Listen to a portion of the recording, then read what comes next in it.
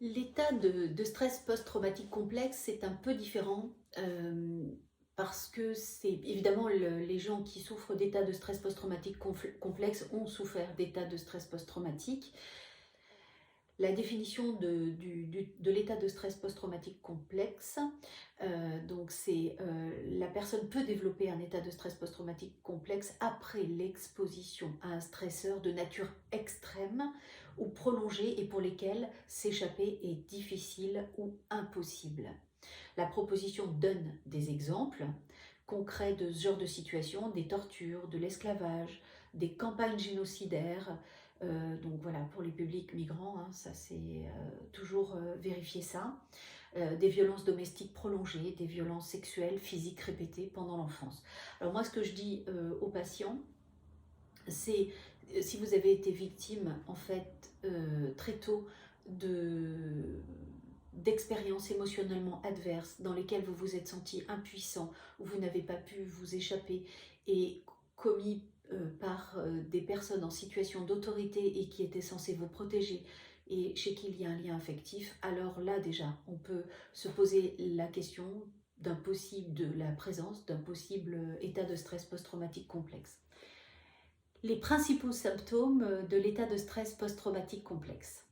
La première chose, c'est la dérégulation émotionnelle. Ce sont des patients qui, lorsqu'ils sont activés émotionnellement, ont du mal à revenir dans leur fenêtre de tolérance émotionnelle, ont du mal à s'apaiser, vont prendre beaucoup de temps pour cela. Ils vont quelquefois ressentir de la colère, vont avoir du mal à gérer leur colère, peuvent avoir envie de mourir, de se faire du mal aussi physiquement, quelquefois aussi avoir du mal à gérer leurs pulsions, par exemple sexuelles. Le deuxième symptôme, la conception du soi négative. La personne peut se sentir inutile, mauvaise, imparfaite, défectueuse. C'est très très fort hein, en général.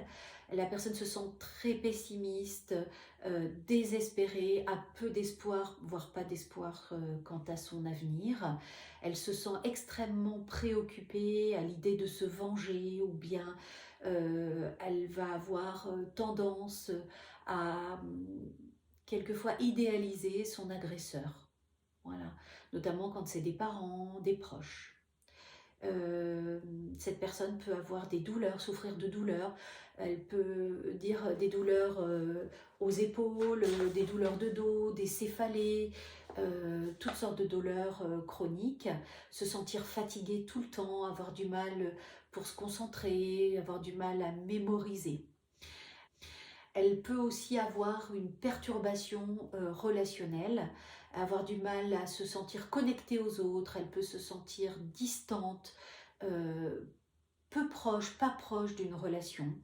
Elle peut avoir du mal à faire confiance et quelquefois même peut se retrouver victime ou même victimiser quelqu'un. À cela vont s'ajouter des épisodes dissociatifs, notamment une forme d'anesthésie émotionnelle, physique, un mode de pilotage automatique. Elle peut se sentir étrange à elle-même, dépersonnalisée, déréalisée, se sentir divisée en plusieurs parties. Elle peut aussi avoir l'impression d'oublier, souffrir d'amnésie, amnésie donc dissociative, d'être en dehors du temps, de voir le temps s'écouler d'une manière particulière, anormale. Alors, en tant que professionnel, si vous n'êtes pas formé au psychotrauma et si vous avez en face de vous quelqu'un qui souffre de ces symptômes, attention, ça ne veut pas dire que la personne souffre d'un état de stress post-traumatique complexe, mais ça peut être une hypothèse et il vaut mieux l'orienter vers un psychiatre ou bien un psychologue formé au psychotrauma pour poser un diagnostic. Vous allez trouver sur le site Institut français EMDR, à la rubrique Trouver un thérapeute, des thérapeutes formés au psychotrauma. Alors n'hésitez pas. En dernier recours, vous avez aussi le centre de psychotraumatologie de votre région où vous pourrez aussi prendre conseil.